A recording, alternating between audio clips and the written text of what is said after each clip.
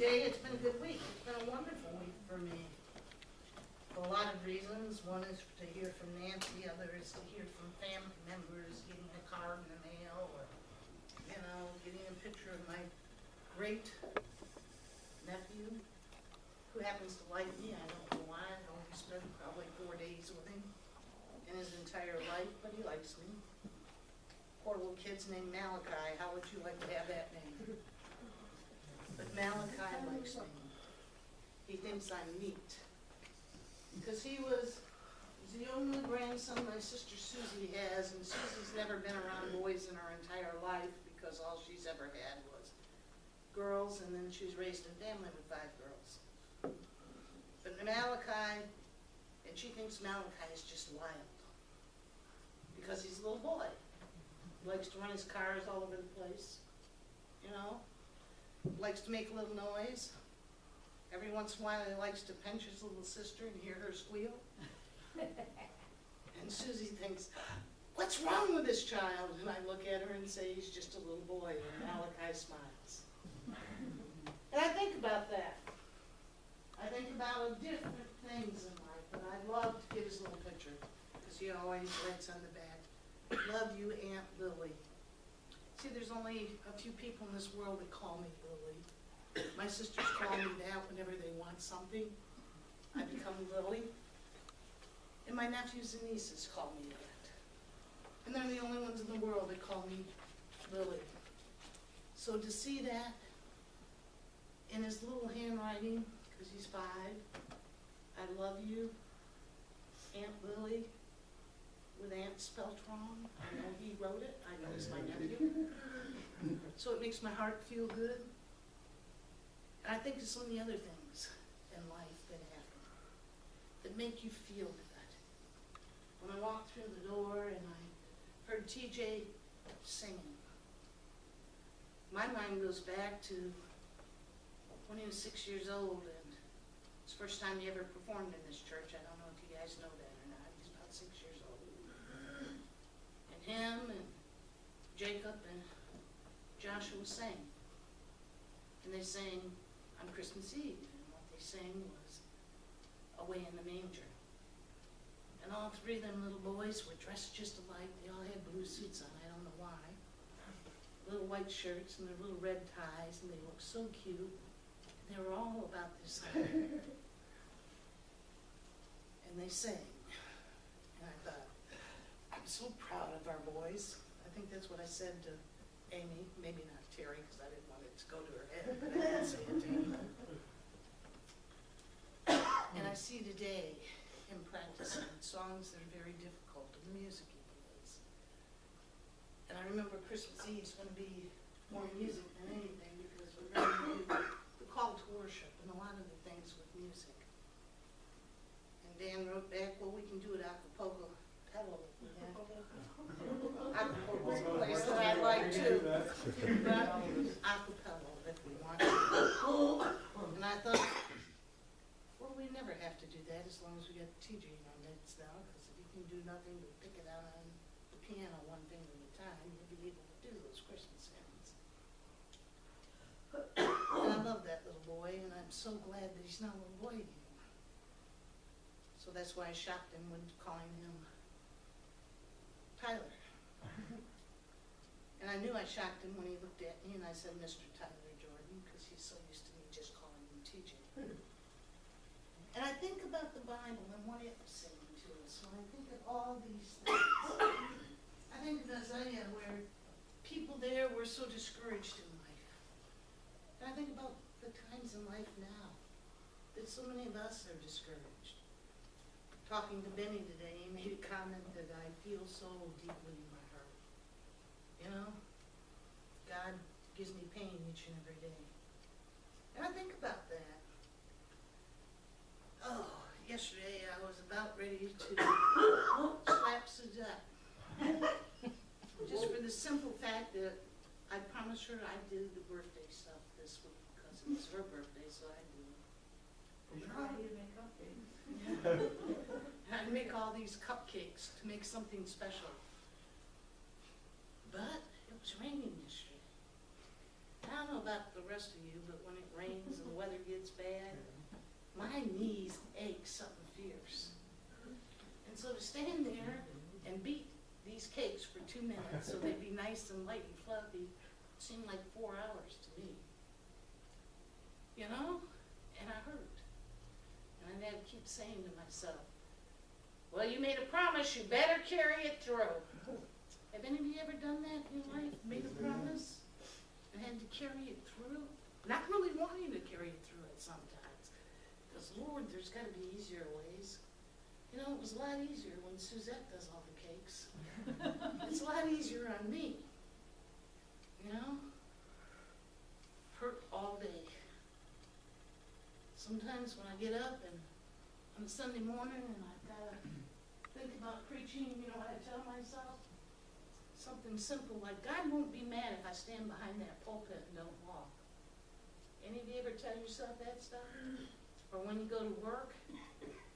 You know, if I just sit here, maybe nobody will notice I'm not doing a whole lot, so my muscles will relax. I think of all those things. And I think of people back in the day of Isaiah. And how those people wanted something. They wanted something. Suzette said to me this morning something about, I'd do anything to wake up one day without pain. You know what my head said? Well, one day we all will. Wake up with no more pain. And we'll cross that river. And I thought about that, and sometimes I know the feeling of that. Of just saying, you know, God, it'd be all right if it was today. I hurt so bad, it'd be all right if it was today, God. And these people wanted something. They wanted the pain to stop. The pain they wanted to stop was the oppression. And I think about that, the oppression. One of the things I'd like to stop in this world is oppression. No matter what that oppression was. If it was the oppression of poverty, like I said, I'm lucky because I had a mom that made Christmas special, even if we had no gifts. But how many children are not that blessed? You know?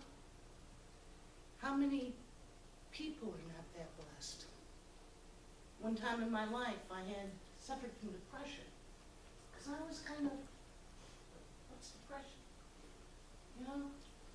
We all feel bad every once in a while. Is that what depression is? I learned real quick because that was the first year I was a full-time pastor in the church. My God, in that poor church, I think every member hated Christmas. Never been in a church like that in my life. But that's all they talked about, is how bad Christmas was. And guess what time of year it was? Christmas. Guess what? I like Christmas. I was kind of high about Christmas. Looking forward to Christmas. And all I heard was these terrible stories. Stories about how people were going to be alone. Stories about how the one they loved had died from AIDS. A long time ago where everybody died from AIDS when they got it. A story about folks that were just left alone. Maybe they were only children and their parents had died. Their partner had died from AIDS and they were all by themselves. And they would come to me to cry on my shoulders about it. Well, you're pretty good about it. That's why I gotta give people like Sandra a lot of credit. Really do. Because my God, she must hear this every day. We had about 40 members, and they're all telling me how bad Christmas was. I heard it every day. Then I got up one morning and I didn't want to go to work. I couldn't feel. Didn't want to eat. Unusual for me. I really didn't want even Suzette around me. And I was shoving her away. Didn't want my children there. God knows I prayed worried that Cheyenne didn't come. She was the only grandchild I had at that time, and she was very demanding. All I wanted to do was be left alone. Wanted to cry and didn't know why I wanted to cry. Well, everybody around started getting worried about me. Next thing I know, they were rushing me off to see a social worker, psychologist, whatever you want to call them. It's when I made up my mind that maybe I'd never go again. Because this lady wanted to tell me about all her patients that were gay, lesbian, bisexual, maybe alcoholics, maybe drug addicts, and what we could do as a church to help them. Well, guess what I wanted? Help! Not somebody to talk to me.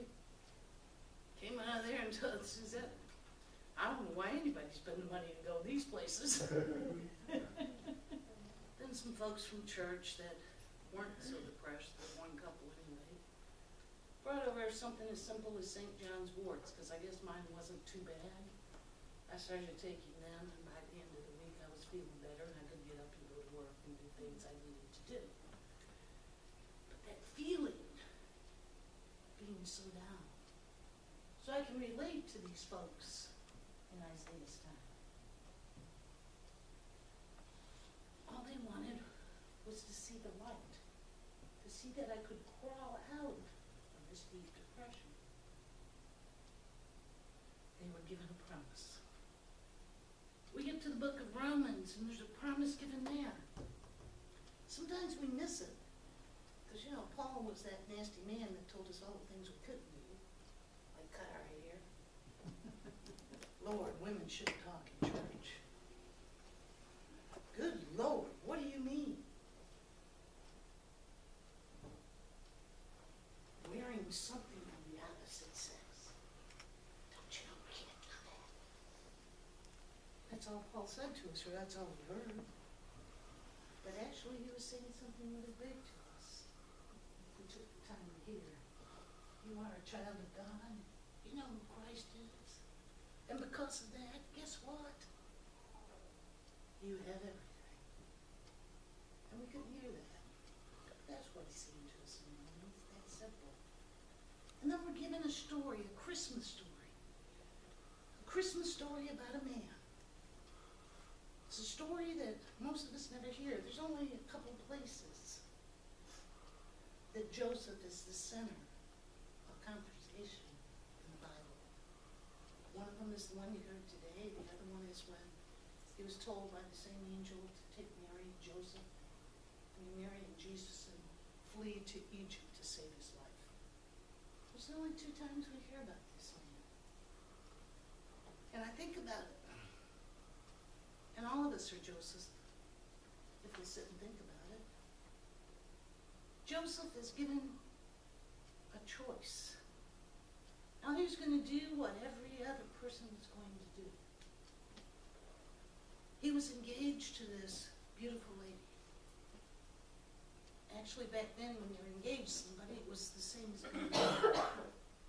Except you never lived together until after the ceremony.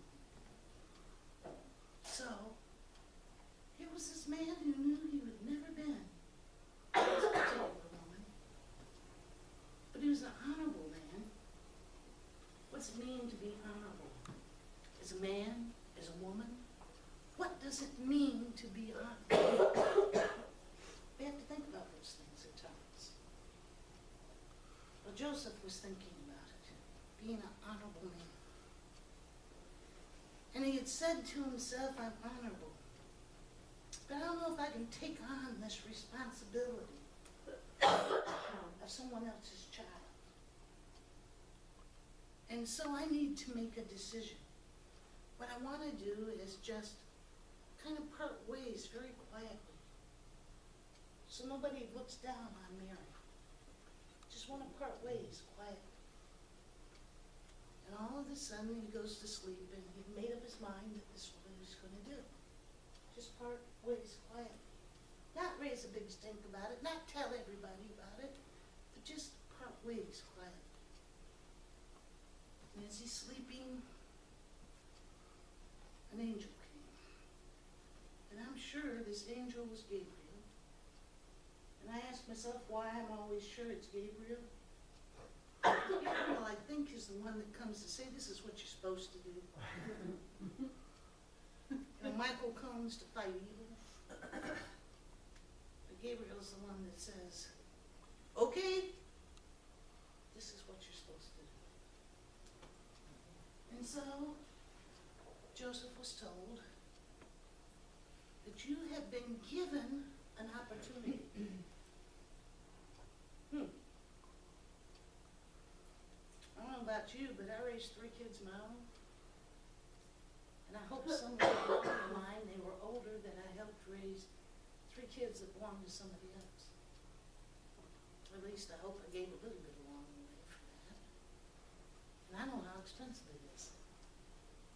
I still sit and think about it. Each child, as they got married, got $1,000. Why? Because couldn't afford to pay for all the weddings, boys or girls, right? Still got one more. And sometimes my heart goes like this, oh God, Eric, please don't get married soon, because I'd have to borrow the money right now. But we helped out in that. And that's just one example of things we do for people. Sometimes our own, somebody else's. But I know we're reluctant. Each and every one of us are reluctant to take on big responsibilities like that. You know? I have to give my Suzette credit, boy. If you really want to talk about it, she's got 3 grandchildren. I have 6. They're all treated the same. She'd never think about giving hers more than she gave mine. God bless her. I think Gabriel's talked to her something. And I think about all that stuff. I think we all do. We think about taking on debts of our partners. Have any of you ever done that?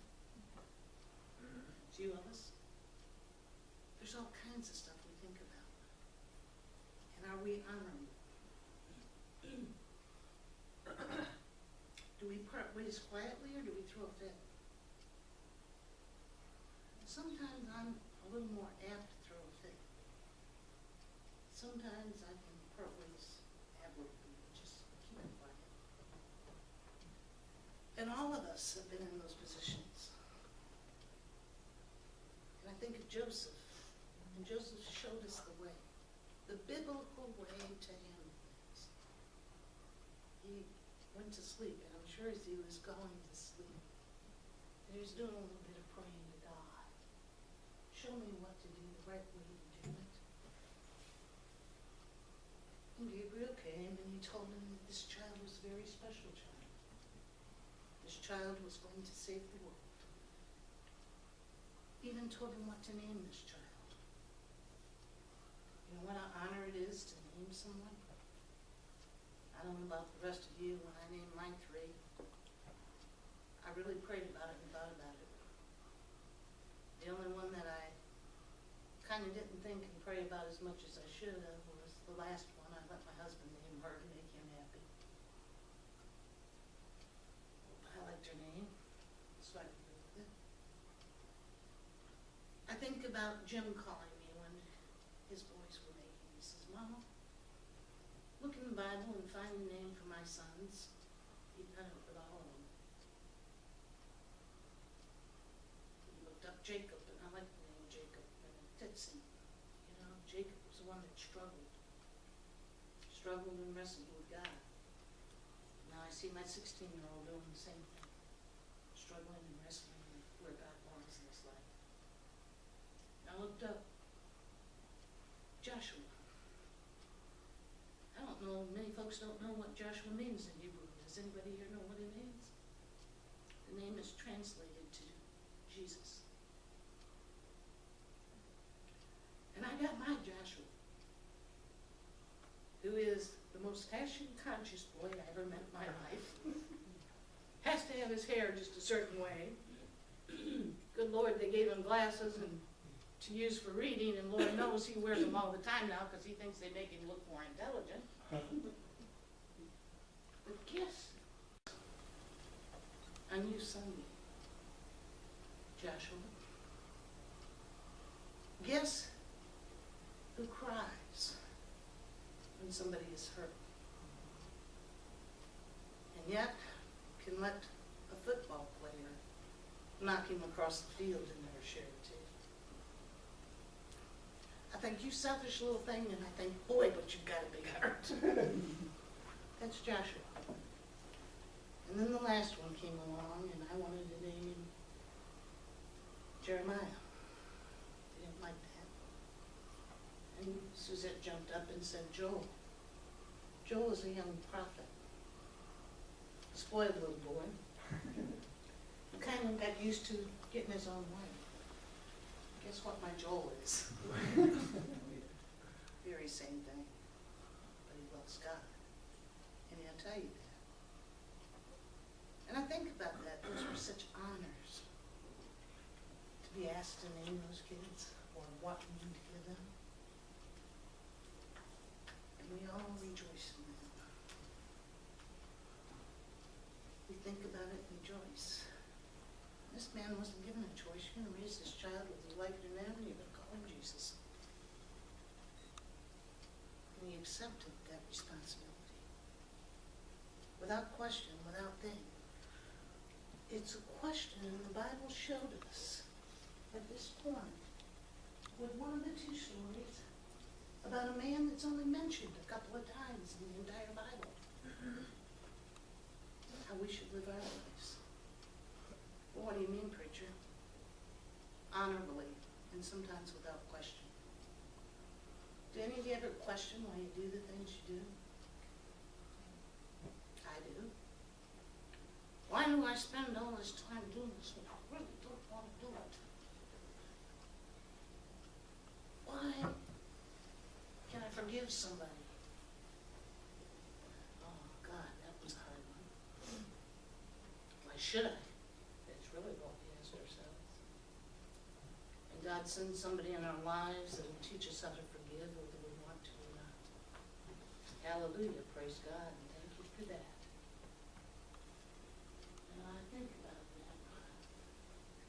God shows us how to be honorable, good people. And sometimes it's simply with a word. A word that we hear from someone we love, maybe in church, and maybe a word from God himself, or herself. We hear those words. To be honorable means to follow God's will in your life. And God's will in your life tells you a lot of things. Take care of yourselves. You're precious.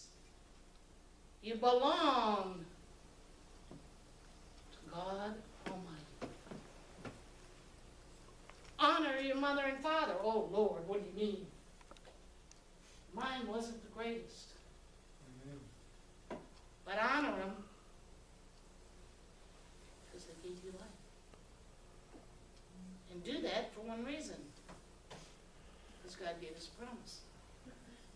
Live a long life. If we honor our fathers and mothers, our life shall be long. Maybe I should forgive them for being such rotten parents and just honor them for giving me life. So many other things we can put that to. And Joseph was an honorable man. And he did exactly what the angel had told him, exactly what God wanted him to do. He took a child that did not belong to him, and he raised that child the very best he could. He even gave that child a trade. You see, Joseph was a carpenter. Guess what he taught Jesus